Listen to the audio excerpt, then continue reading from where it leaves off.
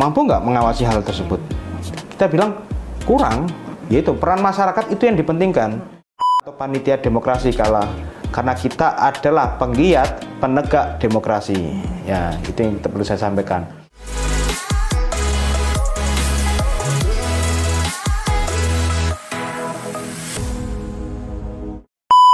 Oke, sedikit saya sampaikan bahwa untuk pelaksana dalam pemilu, ya kita sudah disampaikan ya, bukan hanya untuk lembaga penyelenggara itu bukan hanya perihal masalah Bawaslu atau KPU, kita masih ada. Jadi saya sampaikan sedikit lagi bahwa KPU, Bawaslu ataupun DKPP itu bukanlah sebuah pekerjaan atau panitia.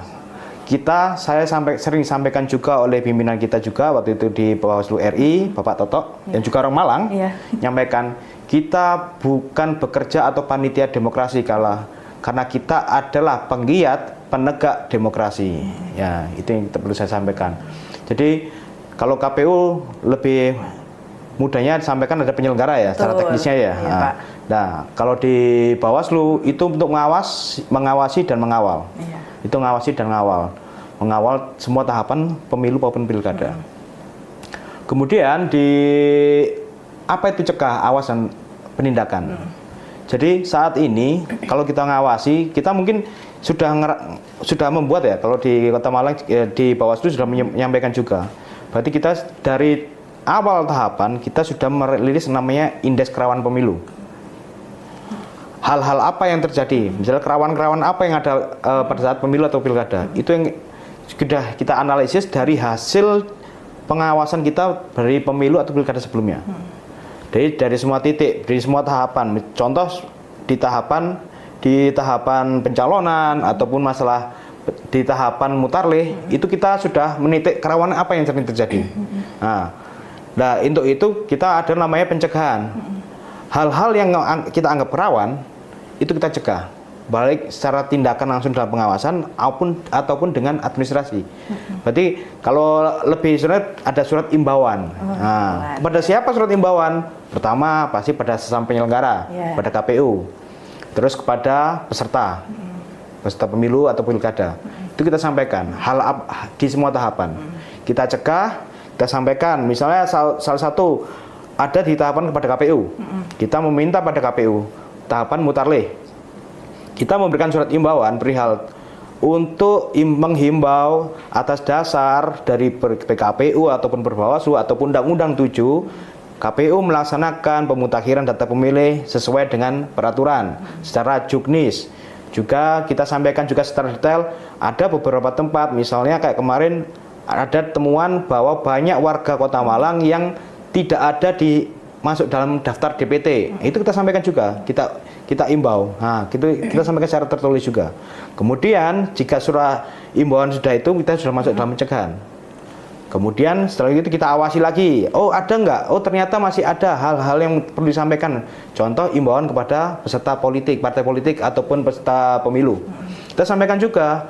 Suatu contoh masalah di kampanye, kita mengimbau, memberikan imbauan kepada peserta atau partai politik. Kita sampaikan bahwa pada saat kampanye dilarang seperti ini, ataupun pemasangan APK tidak boleh, itu imbauan. Terus kita awasi lagi di semua tahapan. Jika itu tetap dilanggar, nah itu kita baru melakukan penindakan. Itu. Berarti ujungnya itu penindakan ya Pak. Berarti sebenarnya Bawaslu Kota Malang ini sudah mengimplementasikan dan sudah memetakan ya Pak ya. Sudah memetakan. Itu slogan nasional itu ya Pak ya. Sudah. Berarti kalau kita Kota Malang itu ya memang masuk di kerawanan cukup tinggi lah ya. Di Kota Malang kemarin waktu pilkada 2024 itu hasil indeks kerawanan pemilu Kota Malang masuk cukup tinggi. Cukup tinggi. Ya karena ternyata masih ada beberapa temuan atau laporan masalah dari tiap tahapan. Ataupun ada pada saat dari beberapa tahapan, suatu contoh pencalonan, pasti akan ada masalah sidang sengketa. Nah, KPU paling sering lah. Paling sering, berarti ada laporan dari salah satu bakal calon itu menyampaikan kepada kami untuk hasil ada ternyata BA ataupun dari SK dari KPU yang ternyata memang bisa dijadikan alat bukti untuk sidang. Nah, Tadi kan Bapak berbicara ada laporan ya Pak ya. Iya. Nah balik lagi nih, ada pengawasan partisipatif ya Pak. Iya. Nah di pengawasan partisipatif kan masyarakat bisa masuk ya Pak ya.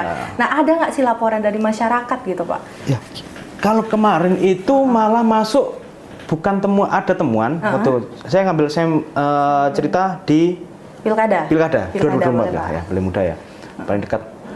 Pilkada 2024 itu laporan langsung dari masyarakat ataupun dari laporan juga dari tim pemenangan juga ada. Jadi kemarin itu bahwa pilkada, saya ingat itu pilkada 2024 pada tahapan kampanye itu ada 12 laporan. Banyak ya Pak? 12 laporan. Iya. Langsung kita tindak juga sampai kita akhirnya kita memberikan putusan juga waktu itu. Oh sampai putusan Pak? Bukan putusan, langsung kita panggil untuk kita klarifikasi juga. Baik pelanggaran administrasi maupun pelanggaran sampai pidana, dugaan pelanggaran pidana. Langsung tapi kalau udah dugaan pidana mah udah gakumdu ya Pak ya? Ya kalau gitu kalau sudah masuk pidana kita langsung ke gakumdu juga. Nah, itu yang sudah kita laksanakan juga. Berarti pilkada 2024 saya akan bercerita sedikit, ada sekitar 12 itu. Jadi cukup banyak juga lah. Ya untuk wilayah kota ya. Untuk wilayah kota Malang. Nah berbicara balik lagi Pak, pengawasan partisipatif. Nah, bagaimana sih Pak cara Bawaslu untuk mengedukasi nih masyarakat? Kadang kan kita nggak tahu nih, ini sebenarnya pelanggaran, tapi di masyarakat itu bukan pelanggaran gitu, melanggar regulasi pemilu gitu. Nah, pemilahannya seperti apa sih Pak? Pelanggaran pemilu gitu. Kalau kita itu kemarin sampai kita melakukan, saya juga di divisi partisipasi masyarakat ya. Kita sampai melakukan banyak hal yang telah dilakukan Bawaslu Kota Malang. Bahkan kita sampai mengundang RW untuk kita sampaikan perihal hal tersebut. Kita sampaikan bahwa pada tahapan seperti ini kita meminta masyarakat. Kita sampaikan lagi bahwa pemilu atau pilkada itu bukan masalah kontestasi aja. Kita ngomong ini adalah demokrasi, Pak. Ya kita ngomong, Mbak. Jadi kita ngomong demokrasi. Jadi sudah jelas bahwa pemilu itu dari rakyat untuk rakyat. Sudah jelas, clear. Kita harus nggak perlu memperpanjang masalah itu. Jadi peran masyarakat itu sangat dipentingkan, sangat penting sekali. Kita nggak ngomong kalau bahwa ini tugasnya Bawaslu, ini tugas ini lah. Kalau kita ngomongkan hanya itu, ya mungkin kalau kita akan minta, ya kalau gitu saya minta anak dari jajaran Ahok kita tambah. Benar. Iya kan? Iya. Kita nggak mungkin dalam pengawasan setiap di kelurahan, di kelurahan itu PKD itu kita hanya ada satu orang. Di TPS hanya ada satu orang, Panwascam hanya 3 orang. Mampu nggak mengawasi hal tersebut? Kita bilang kurang, yaitu peran masyarakat itu yang dipentingkan. Jadi kita sampai menyampaikan pada sampai RW waktu itu, kita sampai RW, kita menyampaikan bahwa peran masyarakat itu sangat penting juga. Kita sampai memasang poster di tiap RT. Tentang masalah pelanggaran itu seperti apa, yang melaporkan kepada di mana. Kita sampai memasang juga waktu itu kita sudah memasang baliho. Nah, alat peraga sosialisasi itu kita pasang di tiap kelurahan, itu pasang di titik-titik tertentu. Terus kita ngisi juga di web, di media sosial juga itu sampaikan memang kita kuatkan di situ. Jadi agar masyarakat juga tahu, bahkan sampai teman-teman sendiri juga harus memetakan dari teman-teman PKD itu kita memetakan wilayah-wilayah mana, teman-teman mana yang perlu kita sosialisasi. Sampai kita ada forum warga. Kalau dulu ada forum warga, iya. Jadi kemarin waktu Bawaslu kita meminta teman-teman Panwascam untuk lebih banyak juga, bukan hanya Bawaslu Kota Malang, kita lebih akan turunkan kepada kecamatan untuk mengagendakan sosialisasi. Kalau kita hanya nunggu dari Bawaslu Kota Malang di tingkatan kota, itu kan kurang. Tidak akan terjamah. Jadi kita sangat berharap teman-teman Panwascam itu melakukan hal yang sama, sosialisasi.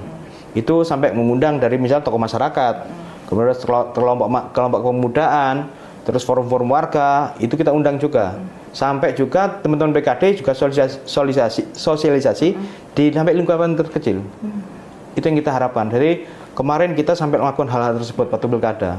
Jadi kita tidak ingin lah, pasti kita tidak ingin bahwa pemilu atau pemilihan di Kota Malang akan menjadi kerawanan cukup tinggi. Kita harus meminimalisir itu, dan kita sangat berharap pada masyarakat bahwa untuk pemilu atau pemilihan itu milik rakyat dan mereka wajib mengawasi.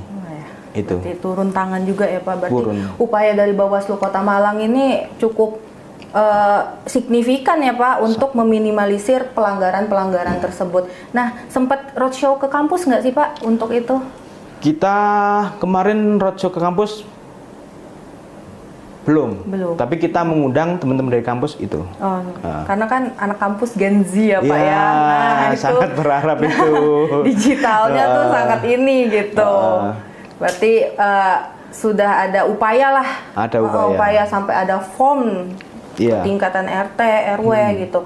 Nah, kemarin Pak untuk pilkada sebelumnya, nah itu masyarakat untuk melaporkan, misal dia mengetahui nih ada pelanggaran atau ada kegiatan-kegiatan, misal kampanye yang tidak sesuai regulasi. Nah itu melaporkan ke Bawaslu, langsung ke Bawaslu atau memang ada hotline-nya gitu Pak? Nah, kalau kemarin paling banyak, kalau kita mengaca 2024 kemarin waktu pilkada, itu paling banyak malah lewat media sosial. Oh iya? Media sosial Bawaslu? Media sosial Bawaslu. Jadi saya di divisi humas juga, itu masuk laporan malah jadi dapat juga dalam bentuk dari media sosial Instagram itu. Banyak tag ya Pak? Banyak tag, yaitu paling banyak itu paling masuk adalah masalah pelanggaran alat peraga kampanye. Bukan pelanggaran sih, laporan lah ya. Bukan pelanggaran dalam pemasangan alat peraga kampanye. Itu paling banyak. Tapi langsung waktu kita sampaikan dari grup dari Instagram itu di media sosial kita, itu paling banyak itu. Jadi suatu contoh, ada salah satu alat peraga kampanye di daerah Klojen. Nah, pemasangannya dekat dipasang di pohon, tidak melanggar. Pakai paku? Tidak dipaku. Tidak dipaku. Oh, tidak dipaku. Udah baik, itu berdiri sendiri. Berarti maku di tanah, dia aman. Kalau permasalahan tidak ada masalah lah. Tidak terpasang di depan sekolah, tidak terpasang di depan tempat ibadah dan itu. Akan tetapi itu mengganggu pandangan. Lampu merah? Bukan lampu pandangan, lampu merah. Jadi dekatnya ruko mau keluar nggak bisa katanya. Akhirnya terjadilah sedikit senggolan antar kendaraan. Membahayakan. Akhirnya kita berikan informasikan, kita imbau juga salah satu dari partai politik itu, kita sampaikan langsung tindak. Itu kalaupun tidak, kita langsung menyampaikan juga. Waktu itu kita minta kepada Panwascam untuk disampaikan pada tim pemenangannya untuk dilepas, dipindah.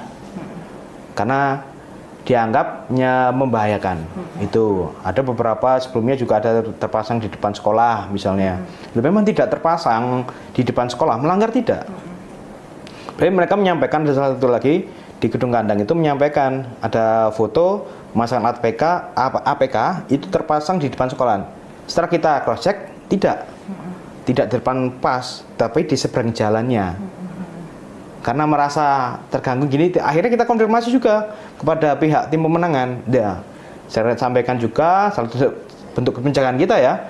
Saya sampaikan juga ternyata pihak dari tim pemenangan ya berani melepas juga, akhirnya dipindah. Itu paling banyak adalah dimasuk di media sosial. Media sosial ya Pak, tapi langsung ditindaklanjuti. Langsung kita tindak langsung. Berarti dengan adanya pengawasan partisipatif khususnya masyarakat ini dampak positifnya luar biasa ya Pak. Jadi kita memang saat ini menjamah pada daerah-daerah media sosial itu paling mudah. Saat ini memang media sosial sangat berperan penting juga untuk menyampaikan pesan ya. Dari pesan-pesan yang kita sampaikan, walaupun kita tidak bisa bertemu dengan tatap muka, akhirnya dengan media sosial pun kita akhirnya terbantu. Oh iya, tersampaikan apalagi Gen Z ya. Saya sangat berharap juga Gen Z 22% daftar pemilih di Kota Malang dari 660.000 sekian itu berisi oleh teman-teman dari generasi Gen Z. Jadi kalau sekarang mungkin sudah masuk, ini malah kalau untuk pemilu 2029 teman-teman dari yang sudah SMP saat ini kelas 3 ya sudah masuk. Sudah bisa masuk ya Pak. Sudah bisa masuk, itu yang kita harapkan juga, bahwa pendidikan saat ini pengawas partisipatif Bawaslu Kota Malang lebih menekankan kepada teman-teman anak muda.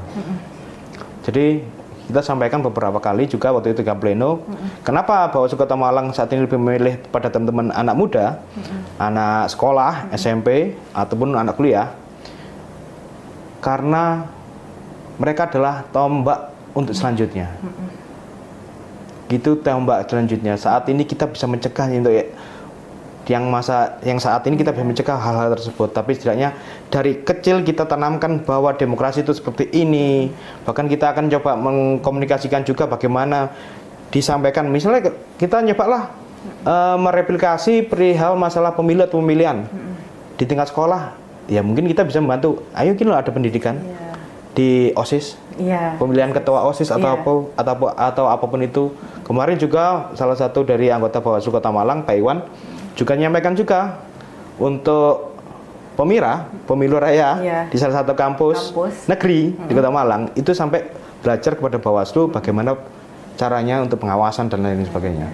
Nah, hal-hal kecil tersebut bisa kita replikasi dari pemilu, dari KPU atau Bawaslu. Jadi, penyampaian hal-hal tersebut itu bisa ternyata kita tiru, bisa kita ajarkan pada anak-anak. Itu. Jadi kemarin kita juga sampai ke tanggal 19 terakhir itu kita dengan Bagas Bangpol kita nyampaikan ada acara Bagas Bangpol literasi politik, kita meminta lebih banyaknya adalah kelompok-kelompok masyarakat rentan, ya ada disabilitas itu, kemudian bahwa disabilitas itu juga nyampe itu, terus kemudian anak-anak SMA, anak mahasiswa kita undang, ya kita memang pemberian pendidikan literasi politik kalau dari Bagas Bangpol, kalau kita langsung pengawasan partisipatif seperti apa, itu pendidikan politik juga seperti apa, itu kita salah satu cara kita untuk sosialisasi atau mungkin edukasi kepada masyarakat anak muda. Itu. Berarti ada programnya itu Pak, literasi politik itu? Itu yang dari Bagas Bangpol. Kalau saat ini dari Kes Bangpol, berarti berkolaborasi ya Pak dengan Kes Bangpol ya Pak? Sangat terima kasih Bagas Bangpol, sangat terima kasih Bagas Bangpol Kota Malang, saya terima kasih Bawaslu Kota Malang memberikan peran juga di situ. Dan juga saat ini yang masuk sekarang adalah P2P, Pendidikan Pengawas Partisipatif. Kota Malang mewakili, yang dari Kota Malang itu tingkatan sampai RI juga ya. Dari Kota Malang itu sudah masuk 35 orang, itu dari kelompok mahasiswa, terus Karang Taruna, terus ada organisasi mahasiswa, terus kelompok rentan, jadi ada kelompok rentan disabilitas ada, kemudian ada dari kelompok yang termarginalkan. Itu kemarin ada sekitar tiga orang, yaitu dari kelompok waria. Ada juga Kota Malang juga, akhirnya kita undang juga. P2P itu P2P, ya, Pendidikan Pengawas Partisipatif. Itu orangnya maksudnya yang dari P2P mereka join atau dari Bawaslu-nya nih yang mencari gitu Pak? Kita mencari menyampaikan kepada mereka, kita ajak mau. Nah, walaupun bentuknya Zoom. Zoom. Berarti kita Zoom selama 1 bulan. Sebulan Pak? Sebulan. Alhamdulillah. Mencari apa? Zoom 1 bulan itu mereka pendidikan pengawas partisipatif itu di Zoom itu ada materi narsum, ada beberapa materi yang disampaikan, ada sekitar 12 materi. Saya ingat ada 12 itu berbeda-beda dan mereka mengikuti secara Zoom. Narasumbernya dari anggota Bawaslu sendiri apa? Dari anggota Bawaslu, ada yang dari luar. Ada juga. Dari provinsi, eksternal juga ada. Dan bertahan sudah sampai saat ini ada sisa tinggal 27. Berarti memang ada sistem gugurnya, karena berarti sebelum masuk itu ada post test, terus ada materinya, terus tesnya apalagi ada tes. Berarti mereka mau nggak mau harus mendengarkan juga, menyampaikan itu. Dan kita sangat berharap juga saat ini dari teman-teman yang ikut P2P itu akan berlanjut juga untuk selanjutnya. Berarti yang bisa diambil dari manfaat dari P2P itu apa sih Pak? Kalau kita pasti akan jadi pengawal juga ya, pengawal nantinya kita, Pak, untuk nantinya pemilu pasti kedepannya. ya. Berarti saat ini program kerja ya Pak? Program kerja nasional juga. Apa Bawaslu? Itu nasional. Nasional. Berarti seluruh Indonesia juga ada. Mencari ya, saat ini yang ini Kota Malang, Kota Malang. Di semua kabupaten kota se-Jawa Timur ada semuanya. Ada semuanya. Dan sudah berjalan juga. Nah, ini kan masa non tahapan ya Pak di Bawaslu. Pastikan pengawasan partisipatif ini masih perlu nggak sih Pak? Masa non tahapan ini? Kalau masalah contohnya tuh Pak? Kalau contohnya saat ini kita sangat berharap juga ya, kemarin dari teman-teman yang kita pernah lakukan juga pengawasan partisipatif pada saat pilkada. Saat ini malah kita terbantu dari teman-teman pengawas partisipatif waktu yang kita adakan waktu pilkada 2024. Salah satunya adalah pengawasan daftar pemilih berkelanjutan. pengawas berkelanjutan sebutannya kali ya Pak. Pengawasan daftar pemilih berkelanjutan. Kita ada pengawas daftar pemilih. Kita sangat terbantu dari Bawaslu Kota Malang juga melakukan hal yang sama, tetap pengawasan. Jadi dari KPU juga ada ya. Nah, kita sangat terbantu dari teman-teman yang dulu pernah ikut pendidikan pengawas partisipatif itu waktu pilkada itu. Kita bikin sendiri waktu itu di Hotel Arya Kejayana. Itu kita bikin sampai kita gembleng 3 hari. Baru kita sampaikan, oh ternyata kita sangat terbantu adalah mencari informasi perihal masalah warga Kota Malang yang satu contoh yang baru berumur 17 tahun. Oh iya, pemilih pemula ya Pak? Pemilih pemula.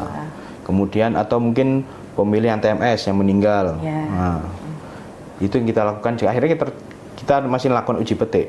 Jadi sampai sekarang pun kita tetap melakukan hal tersebut. Dan akhirnya hasil yang kita dapatkan akan kita sampaikan pada KPU.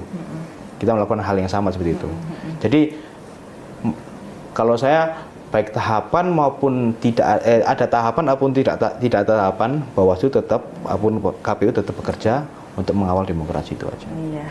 Nah, Pak, tadi kan Bapak nyampaikan 22% DPT Kota Malang itu Gen Z. Nah, berarti kan itu yang dekatlah dengan digital ya. Nah, gimana sih Pak cara Bawaslu itu memetakan penguatan pengawasan ini untuk pemilu yang akan datang? Kalau saat ini yang sudah berjalan tadi ya, yang literasi politik itu ya, terus yang satunya dengan P2P, yang saat ini 22% rencana kerja kita juga adalah menyinggung lebih mendekat. Jadi kita lebih mendekat kepada teman-teman sekolahan. Sekolah ya, Sekolah pasti. Itu yang kita harapkan juga. Kita akan selalu hadir. Kita sangat berharap juga. Jadi kalau kita mau dari pihak sekolah, SMP maupun SMP mengundang Bawaslu ataupun KPU malah kita bisa kolaborasi. Kita sangat berharap juga kita bisa hadir. Kami harapkan bisa hadir juga untuk mengisi pendidikan politik pada teman-teman anak sekolah. Itu yang sangat kita harapkan. Kalau mudahnya lagi, saat ini kita selalu ngomong apa yang bisa kita berikan pada negara ini. Nah, saat ini apa yang bisa kita berikan kepada negara ini dan untuk masa depan negara ini itu. Jadi mau nggak mau anak muda saat ini adalah ujung tombak untuk selanjutnya. Pemilu selanjutnya ke teman pemilih. Nah, Gen Z ini kan juga dampak positif dari partisipasi Gen Z ini kan banyak ya Pak. Tapi tantangan juga pasti banyak kan Pak. Di pemilu sebelumnya hoax. Gimana cara Bawaslu menyikapi? Pasti banyak Pak video-video hoax gitu.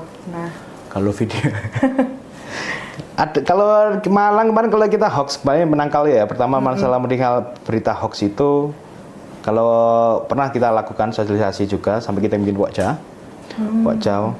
Pokja itu kita adakan acara untuk menangkal hoax itu kita sampai melakukan sosialisasi juga. Kita mengundang waktu itu ada dari beberapa media yang kita undang. Terus ada masyarakat anti hoax itu. Anti hoax itu ada menyampaikan bahwa kita harus lebih teliti perihal masalah berita yang tersampaikan. Jadi kita telusuri juga. Jadi kalau ada berita hoax itu langsung kita tangkal juga, kita sampaikan bahwa itu tidak benar. Nah, tapi insya Allah di Kota Malang kemarin sangat minim sekali. Yang ada malah black campaign waktu itu. Masih ingat ya? Kurang tahu. Ada. Berarti kemarin itu lagi ramai di Kota Malang. Pemasangan alat peraga, bukan alat peraga, dibilang alat peraga kampanye juga bukan. Karena tidak memenuhi unsur. Tapi ada ucapan dari alat peraga itu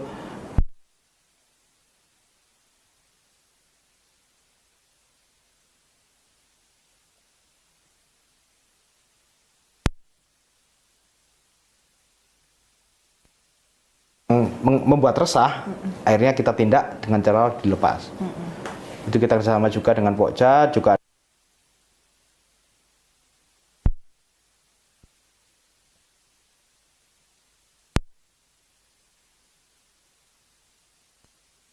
itu lagi rame juga itu. Akhirnya kita tindak waktu itu. Jadi membuat ketidaknyamanan juga perihal masalah tersebut. Bilang ke black campaign juga dia nggak tahu seperti apa. Akhirnya karena membuat keresahan dari masyarakat, akhirnya kita lepas, kita tindak langsung. Gitu. Nih Pak, harapan Bawaslu kolaborasi dengan KPU dan DKPP untuk pemilu selanjutnya. Apa ada harapan Pak? Yang pasti kalau kalau dari Bawaslu ya, bukan dari kalau saya pribadi. Jadi KPU, Bawaslu, DKPP ya. Berarti kalau untuk penyelenggaranya KPU, Bawaslu, kita pasti akan ada karena undang-undang. Kita melaksanakan tugas karena undang-undang. Kita melaksanakan tersebut dan kita memang tidak ada dari KPU, Bawaslu tidak ada gesekan ataupun ada kepentingan dari kelompok atau yang lainnya. Yang pastinya sama penyelenggara kita tetap memperjuangkan agar pemilu berjalan secara demokratis. Itu. Dan juga berharap juga dari teman-teman dari KPU, Bawaslu juga ya pastikan jangan sampailah kita masuk di KPP. Iya, jangan bertemu di DKP. Jangan di KPP. Kita sudah pernah waktu itu. Kita sudah pernah waktu itu. Nah, pesan-kesan Pak untuk pemilu, pesan-kesan Bapak lah menghadapi pemilu pilkada sebelumnya. Gimana tuh Pak? Pasti ada pesan-kesan yang seru gitu di Bawaslu gitu. Saya bilang ya apa ya, nggak bisa dibilang ya gimana ya, kesan-kesannya kemarin untuk pemilu dan pilkada yang sebelumnya saya sangat berterima kasih kepada masyarakat Kota Malang pastinya, pada kontestan juga, peserta juga saya ucapkan sangat terima kasih. Saat ini kita berjuang juga mengawal demokrasi dan untuk selanjutnya baik pemilu pilkada pemilihan selanjutnya semoga akan jadi lebih baik. Amin. Gitu. Nah, teman pemilih, kita sudah di ujung podcast, di mana kesimpulan dari bincang-bincang podcast hari ini, di mana pemilu dan pemilihan bukan hanya slogan integritas ya Pak ya, melainkan perjalanan panjang dari pencegahan, pengawasan, kemudian konsistensi. Nah, di mana adanya Bawaslu dan KPU itu kerjanya memang beda ya Pak, tapi tujuannya sama. Di mana suara rakyat itu terjaga secara netralitas, transparan ya Pak ya, tanpa adanya manipulasi. Nah, terima kasih Pak sudah berkenan dan meluangkan waktunya untuk hadir di podcast KPU Kota Malang. Sehat selalu dan sukses selalu untuk Pak Hasbi. Dan terima kasih juga untuk teman pemilih yang selalu menyimak obrolan podcast KPU Kota Malang. Saksikan terus podcast KPU Kota Malang. Jangan lupa like, subscribe, dan share ya teman pemilih. Podcast KPU Kota Malang, suara demokrasi, gak nyoblos, gak asik, Jess. Sampai ketemu lagi.